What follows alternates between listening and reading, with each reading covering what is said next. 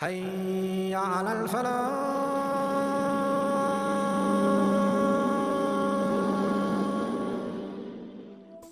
میرے بعد اگر کوئی نبی ہوتا تو وہ عمر ہوتا۔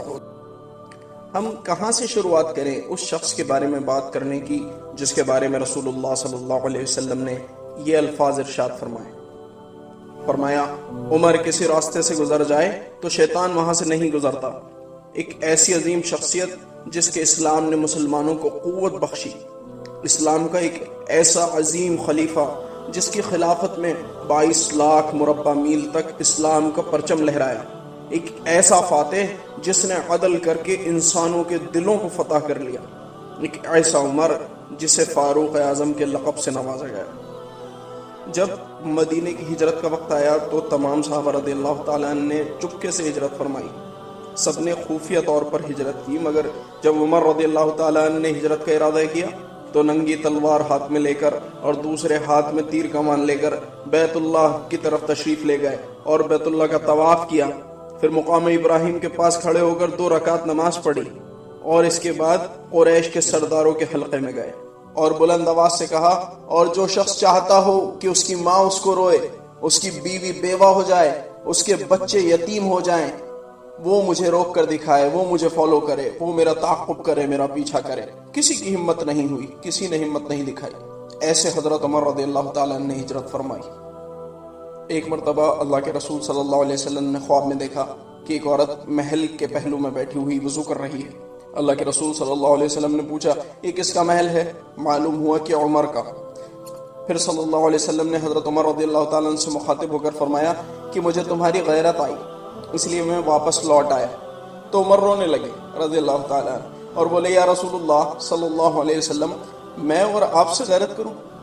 اللہ کے رسول صلی اللہ علیہ وسلم نے ارشاد فرمایا کہ آسمان کا ہر فرشتہ عمر کا وقار کرتا ہے اور زمین کا ہر شیطان عمر سے ڈرتا ہے۔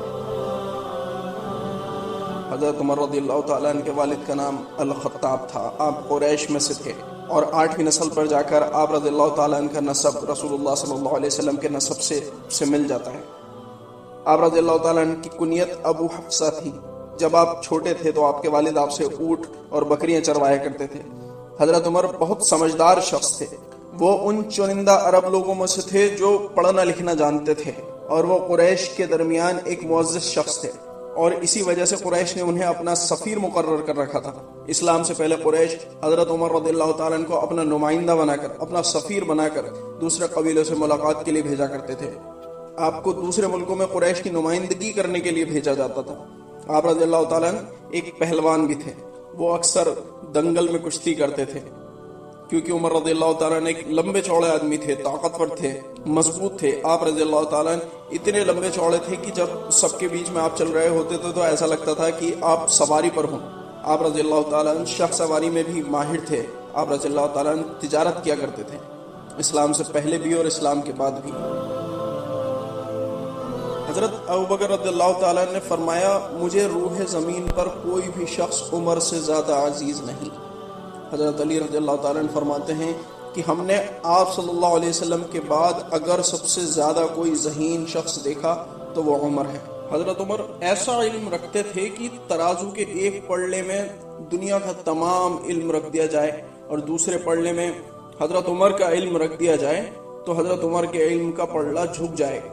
اسلام سے پہلے حضرت عمر رضی اللہ تعالیٰ عنہ مسلمانوں کو بہت پریشان کیا کرتے تھے۔ حضرت عمر کا رتبہ بھی قریش میں تھا کیونکہ آپ ایک بڑے تاجر تھے اور آپ ایک پہلوان بھی تھے۔ اسلام سے پہلے حضرت عمر رضی اللہ تعالیٰ عنہ مسلمانوں کو پکڑ کر لاتے اور ان کو خوب مارتے اور جب مارتے مارتے تھک جاتے تو تھوڑا آرام کرتے پھر اٹھ کر مارتے۔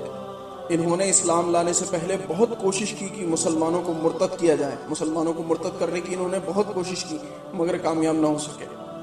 جب آپ صلی اللہ علیہ وسلم مکہ کے لوگوں کو اسلام کی دعوت پیش کر رہے تھے تو عمر رضی اللہ تعالیٰ عنہ اس وقت ان نوجوانوں میں سے تھے جو لگاتار مکہ کے سرداروں اور بزرگوں سے سن رہے تھے کہ ہمیں شخص کو یعنی محمد صلی اللہ علیہ وسلم کو مٹا دینا چاہیے، ہمیں اس شخص سے چھٹکارا پانے کی ضرورت ہے، انہیں ختم کر دینا چاہیے۔ جب بھی یہ باتیں ہوتی تھیں تو نوجوان لوگ اس وقت ایک دوسرے سے باتیں کرتے تھے کہ کون یہ کام کرے گا، تو کوئی کہتا تھا کہ میں یہ کام کروں گا، کوئی کہتا تھا فلاں یہ کام کرے گا، مگر حقیقت میں کوئی بھی اس کام کو کرنے کے لیے تیار نہیں ہوتا تھا، کسی کی اتنی ہمت نہیں ہوتی تھی۔ اور پھر قریش مکہ کے سرداروں نے لوگوں سے یہ کہنا شروع کیا کہ جو یہ کام کرے گا، جو محمد صلی اللہ علیہ وسلم کو پکڑ کر ان سے چھٹکارا دلائے گا، اس کو 1000 درہم دیے جائیں گے۔ یہ بات عام ہو گئی۔ حضرت عمر رضی اللہ تعالیٰ عنہ کو جب یہ بات پتہ چلی تو انہوں نے سردار قریش سے یہ بات پوچھی، کیا سچ میں جو محمد صلی اللہ علیہ وسلم کو قتل کرے گا اسے 1000 درہم ملیں گے؟ وہ بولے واللہ یہ سچ ہے، بس یہ سننا تھا۔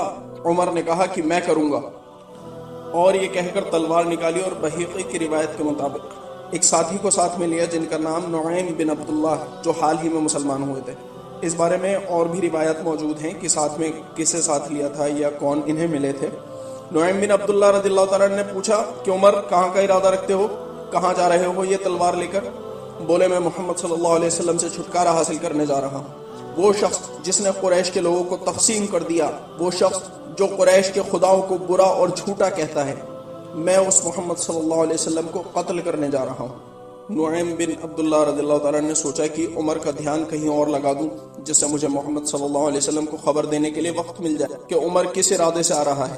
وہ بولے اے عمر، تم کیوں نبی صلی اللہ علیہ وسلم کو قتل کرنا چاہتے ہو جبکہ تمہاری خود کی بہن فاطمہ بنت الخطاب اور ان کا شوہر سعید بن زید ابھی مسلمان ہو چکے ہیں؟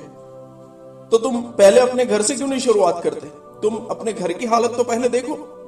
یہ سنتے ہی حضرت عمر رضی اللہ تعالیٰ عنہ کو صدمہ لگا، اور یہ ان کی زندگی کا اب تک کا سب سے بڑا جھٹکا تھا، کیونکہ ان کی اپنی بہن اور اپنا بہنوئی مسلمان ہو چکے تھے اور انہیں اس بارے میں کچھ خبر تک نہیں تھی۔ انہوں نے فوراً اپنی بہن کے گھر کی طرف کا رخ کیا، اور اس وقت رسول اللہ صلی اللہ علیہ وسلم نے حضرت خباب رضی اللہ تعالیٰ عنہ کو حضرت سعید کے گھر سورہ طٰہٰ جو اس وقت نازل ہوئی تھی وہ سکھانے کے لیے بھیجا ہوا تھا۔ جب حضرت عمر اپنی بہن کے گھر پہنچے تو انہوں نے قرآن کریم کی آیت کی ہلکی ہلکی آواز سنی تو اور غصے میں آ گئے اور زور زور سے غصے میں دروازہ پیٹنے لگے۔ اندر سے آواز آئی کون ہے؟ بولے عمر، اور یہ سنتے ہی اندر سب گھبرا گئے، خوف زدہ ہو گئے۔ حضرت خباب رضی اللہ تعالیٰ نے ایک کمرے میں جا کر چھپ گئے۔ حضرت عمر غصے میں بھرے ہوئے گھر میں داخل ہوئے اور جیسے ہی اپنی بہن کو دیکھا تو اس زور سے ان کے منہ پر تماچا مارا کہ وہ بیچاری زمین پر گر گئیں، اور پھر اپنے بہنوئی کو مارنا شروع کر دیا۔ آپ کی بہن نے روکنے کی بہت کوشش کی مگر عمر نہیں رکے۔ اچانک بہن پر نظر پڑی کہ ان کے منہ سے خون نکل رہا تھا۔ بہن کا خون دیکھ کر عمر رک گئے، نرم پڑ گئے، افسوس ہونے لگا کہ بہن اور بہنوئی کے ساتھ یہ کیا کر دیا۔ ایک طرف بیٹھ گئے اور جہاں وہ بیٹھے تو وہ صفحہ وہاں پڑا ہوا تھا جس پر قرآن کی آیات لکھی ہوئی تھی۔ اسے اٹھانے لگے۔ بہن نے کہا نہیں عمر، تم ناپاک ہو، تم غسل کے بغیر اسے ہاتھ نہیں لگا سکتے۔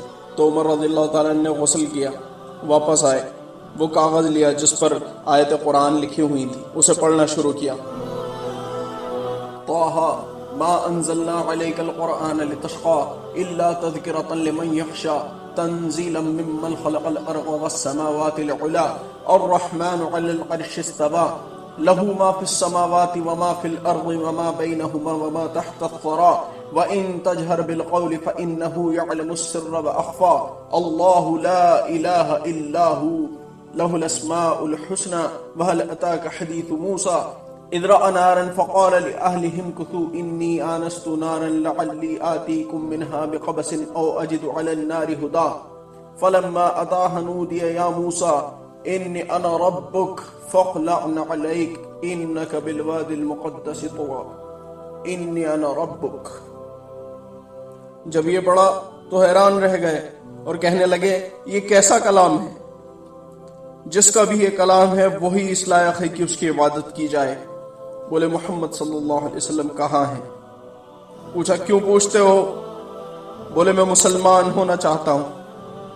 یہ سن کر حضرت خباب رضی اللہ تعالیٰ عنہ باہر آ گئے۔ عمر رضی اللہ تعالیٰ عنہ کے پاس آ کر کہنے لگے اللہ کی قسم، واللہ اللہ کی قسم، اللہ کے رسول صلی اللہ علیہ وسلم نے کچھ دن پہلے دعا کی تھی، یا اللہ اسلام کو 2 عمر میں سے ایک سے عزت بخش دے، یا عمر بن خطاب سے یا عمر ابن ہشام سے، اور اللہ نے محمد صلی اللہ علیہ وسلم کی دعا سن لی اور اللہ نے تمہیں پسند فرما لیا۔ بولے مجھے لے چلو رسول اللہ صلی اللہ علیہ وسلم کے پاس، میں اسلام میں داخل ہونا چاہتا ہوں۔ اس وقت اللہ کے رسول صلی اللہ علیہ وسلم صفا کے پاس ایک گھر میں تشریف فرما تھے، ساتھ میں آپ کے ساتھی حضرت ابوبکر، حمزہ رضی اللہ تعالیٰ عنہ اور دوسرے صحابی بھی تھے۔ جب عمر رضی اللہ تعالیٰ عنہ آقا صلی اللہ علیہ وسلم سے ملنے چلے تو ایک ہاتھ میں تلوار گھماتے ہوئے آ رہے تھے. جب عمر کو گھر کے پاس آتے ہوئے دیکھا تو سب گھبرا گئے کہ عمر آ رہا ہے. اور جب عمر رضی اللہ تعالیٰ نے دروازہ کھٹکھٹایا تو حضرت حمزہ رضی اللہ تعالیٰ نے ساتھیوں سے کہا کہ گھبراؤ نہیں، اگر وہ خیر کے لیے آ رہا ہے تو ہم مہمان نوازی کریں گے، اور اگر شر کے لیے آ رہا ہے تو اس کی ہی تلوار سے اس کی گردن اڑا دی جائے گی. اللہ اکبر. اللہ کے رسول صلی اللہ علیہ وسلم نے فرمایا عمر کو اندر آنے دو. جب عمر اندر آئے تو رسول اللہ صلی اللہ علیہ وسلم نے عمر کو ان کے کپڑوں سے پکڑ لیا اور کھینچا اور فرمایا اے خطاب کے بیٹے، کیا ابھی تمہارے لیے وقت نہیں آیا کہ تم جان لو کہ اللہ کے سوا کوئی معبود نہیں اور میں اللہ کا سچا رسول ہوں؟ اس وقت عمر بن خطاب رضی اللہ تعالیٰ نے کہا اے اللہ کے رسول صلی اللہ علیہ وسلم، میں یہاں اسی لیے آیا ہوں، میں شہادت دیتا ہوں کہ اللہ کے سوا کوئی معبود نہیں، اور میں گواہی دیتا ہوں کہ آپ محمد صلی اللہ علیہ وسلم اللہ کے سچے رسول ہیں. اللہ اکبر، اللہ اکبر. اور اس کے بعد تمام موجود صحابہ اللہ اکبر کے نعرے بلند کرنے لگے.